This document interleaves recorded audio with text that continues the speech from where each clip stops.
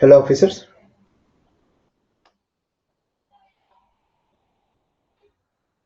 So ఈరోజు మనం current affairs కూడా మన యాప్లో స్టార్ట్ చేయడం జరుగుతుంది, మర్చిపోవద్దు. ఓకే, సో 21 డిసెంబర్ 2023కి సంబంధించినటువంటి కరెంట్ అఫైర్స్ చర్చిస్తున్నాము.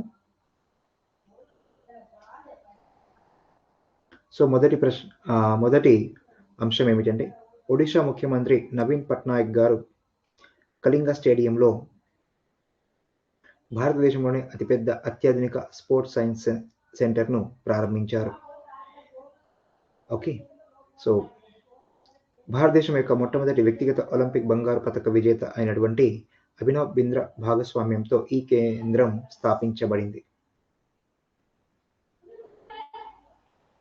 Joint military exercise win backs 2023 యొక్క 4వ ఎడిషన్లో పాల్గొనడానికి 45 మంది సిబ్బందితో కూడిన భారత సాయుధ దళాల బృందం వియత్నాంలోని హనోయికి చేరుకుంది.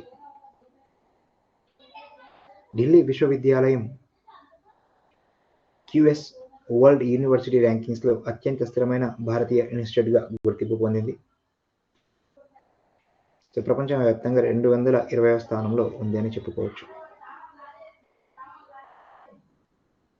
4వ అంశం, భారత ప్రధాని నరేంద్ర మోడీ గారు వికసిత్ భారత్ @2047 వాయిస్ ఆఫ్ యూత్ను ప్రారంభించారు.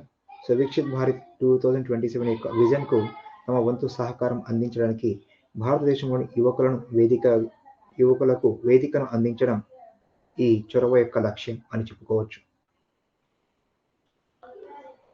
స్వల్ప శ్రేణి బ్యాలిస్టిక్ క్షిపణి అగ్ని-1 శిక్షణ ప్రయోగం ఒడిషాలోని బహార్ APJ అబ్దుల్ కలాం ద్వీపం నుండి విజయవంతంగా నిర్వహించబడింది. అగ్ని-1 నిరూపితమైన అత్యంత ఖచ్చితత్వ క్షిపణి వ్యవస్థ. శ్రీలంకలోని defence services command and staff college లో కమాండ్ అండ్ స్టాఫ్ కోర్సులో ఉన్న 3 భారతీయ సాయుధ దళాల అధికారులు తమ అత్యుత్తమ పనితీరుకు గోల్డెన్ ఔల్ అవార్డును అందుకున్నారు.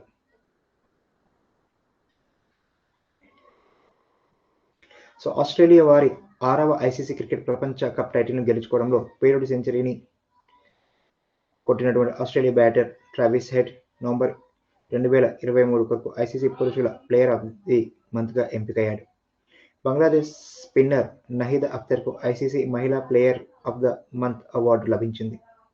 8వ అంశం, ప్రముఖ హిందీ రచయిత్రి పుష్ప భారతి యొక్క 2016 జ్ఞాపకం యాదిన్ ఔర్ యాదిన్ 33వ వ్యాస్ సమ్మాన్ 2023కి ఎంపికైంది.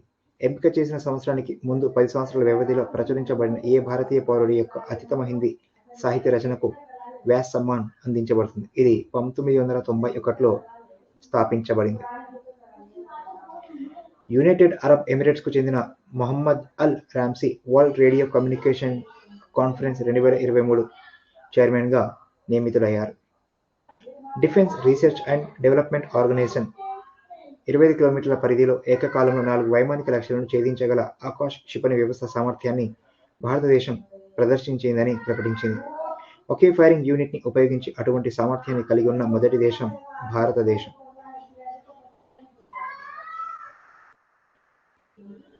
నోవాక్ జోకోవిచ్ తన టెన్నిస్ వారసత్వాన్ని మరింత పటిష్టం చేస్తూ రికార్డు స్థాయిలో 8వసారి సంవత్సరాంతపు నంబర్ 1 స్థానాన్ని దక్కించుకొని 2023 ATP సీజన్ ముగించాడు.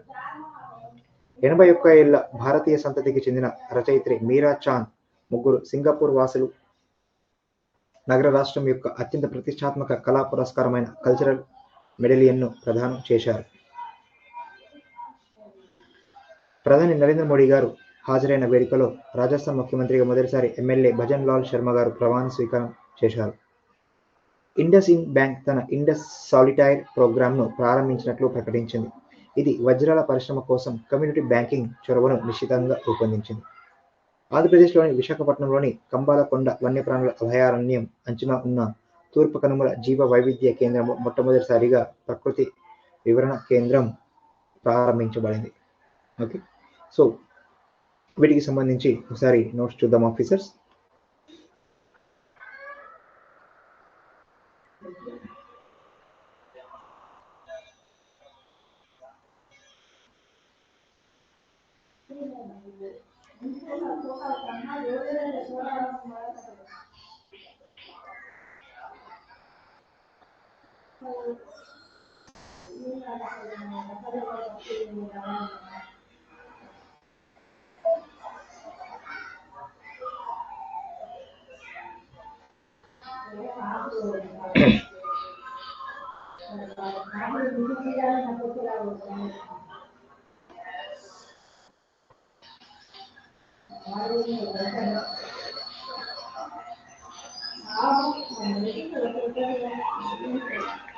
So Akbar Academy. So General Studies for UPSC, APPSC, TSPSC, Group 1, 2, 3, 4, SI, Police Constable, Gurukula, DL, JL, PGT, TGT, all exams.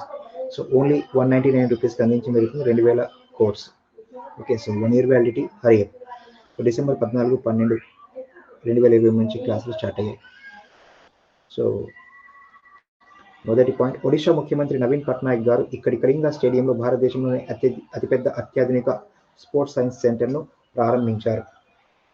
భారతదేశం యొక్క మొట్టమొదటి వ్యక్తిగత ఒలింపిక్ బంగారు పతక విజేత అభినవ్ బింద్రా భాగస్వామ్యంతో ఈ కేంద్రం స్థాపించబడింది.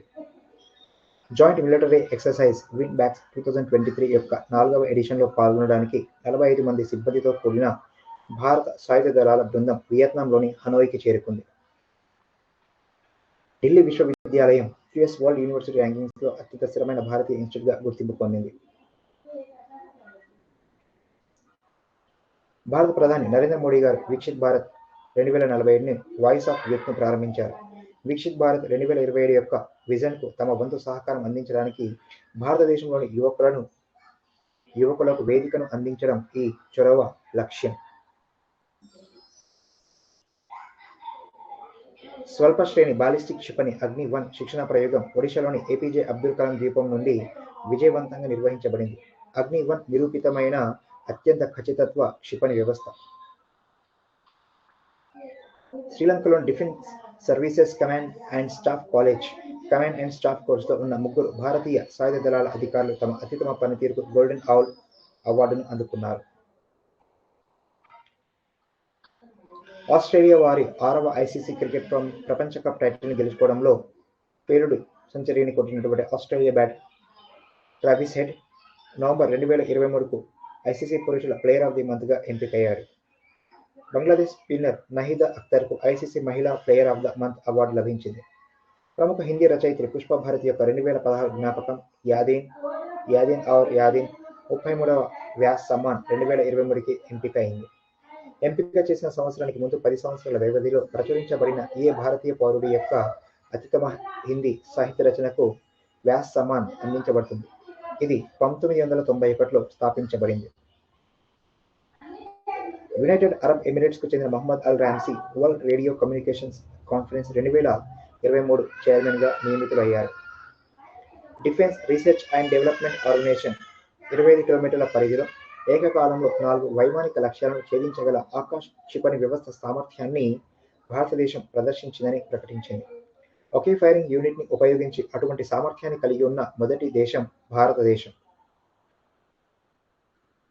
నొవాక్ జోకోవిక్ తన టెన్నిస్ వారసత్వాన్ని మరింత పటిష్టం చేస్తూ రికార్డు స్థాయిలో 8వ సంవత్సరాంతపు నంబర్ 1 స్థానాన్ని దక్కించుకుని 2023 ఏటీపీ సీజన్ను ముగించాడు.